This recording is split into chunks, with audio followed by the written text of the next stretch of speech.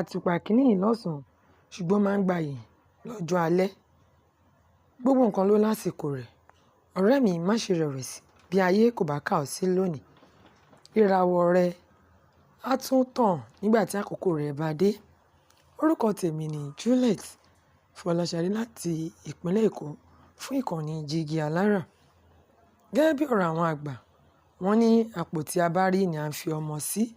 Àjọ tó ń bójútó eré ìdárayá àgbáyé IOC àti àwọn ẹgbẹ́ tó ń bójútó eré sísá World Athletics ti kéde òfin tuntun kan tó fòfin de àwọn eléré ìdárayá transgender, àwọn tí wọ́n jẹ́ ọkùnrin nípa ìbí ṣùgbọ́n tí wọ́n yí ara wọn padà sí obìnrin, láti má ṣe kópa nínú àwọn eré ìdárayá tí wọ́n yà sọ́tọ̀ fún àwọn obìnrin mọ́.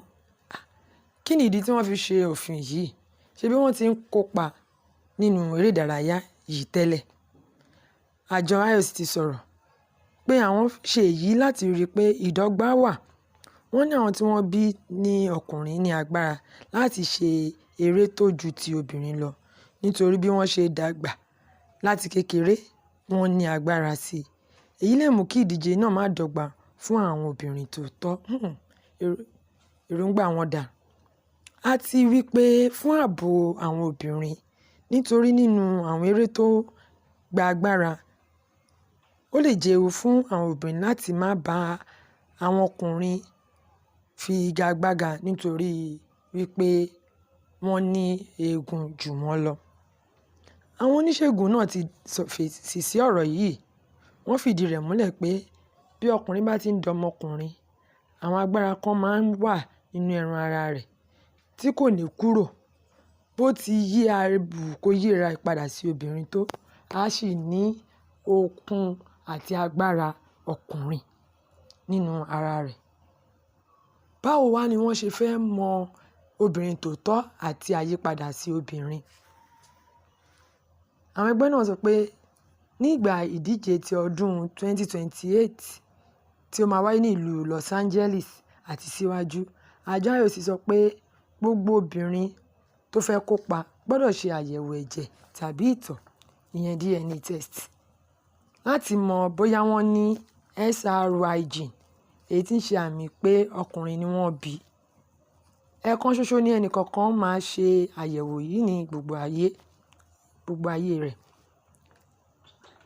Ẹnikẹ́ni tí àyẹ̀wò bá fi hàn pé ọkùnrin ni wọ́n bí kò ní lè kópa nínú ìdíje obìnrin.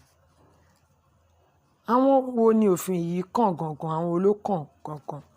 Òfin yìí kan ẹnikẹ́ni tó bá ti bàlágà gẹ́gẹ́ bí ọkùnrin kò ní lè kópa nínú ìdíje obìnrin mọ́. Èyí kan àwọn eré bíi eré sísá, ìlúwẹ̀ẹ́ àti àwọn eré mìíràn tí ó nílò agbára láti ṣe, tí agbára ṣe pàtàkì nínú rẹ̀. Òfin yìí tún kan àwọn tí wọ́n ní ìṣòro DSD, àwọn tí wọ́n ń dàgbà sókè, tí wọ́n ní ìdàgbàsókè ara tí kò jọ ti akọ tàbí ti abo. Àjọ IOC fẹ́ kí ẹgbẹ́ kọ̀ọ̀kan tó ń ṣe àbójútó eré kọ̀ọ̀kan tẹ̀lé òfin tuntun yìí láti jẹ́ kí Olympic jẹ́ eré tòótọ́. Ìpinnu yìí ti mú kí ọ̀pọ̀ ènìyàn fèsì. Àwọn kan sọ pé ó tọ́ láti dáàbò bo àwọn obìnrin. Àwọn mìíràn sọ pé ó jẹ́ ẹ̀tanú sí àwọn tí wọ́n yí ara wọn padà. Ṣùgbọ́n lọ́wọ́lọ́wọ́, àwọn aláṣẹ Olympic ti fẹsẹ̀ múlẹ̀ pé bí a ṣe bí ni à ń jẹ́. Gẹ́gẹ́ bí ọ̀rọ̀ àwọn àgbà, òtítọ́ kò ní ju ẹyọ kan lọ. Bí a bá sọ̀rọ̀ kí a sòótọ́ ọ̀rọ̀, ọkùnrin kì í ṣe ọmọ obìnrin. Níbí ni a ti máa dánu dúró lórí ọ̀rọ̀ IOC, International Olympic Committee. Ẹ fi èròǹgbà yín ránṣẹ́ kí ẹ lè ti tẹ agogo ìfihàn tó máa sọ fún yín ní gbogbo ìgbà tí àwọn ìròyìn àgbáyé, ìròyìn orílẹ̀-èdè wa tí ó bá ti ń wà lórí ìkànnì yìí. Lẹ́ẹ̀kan sí, orúkọ mi ni Juliet Fọláṣadé láti ìpínlẹ̀ Èkó fún ìkànnì Jígí Alárà.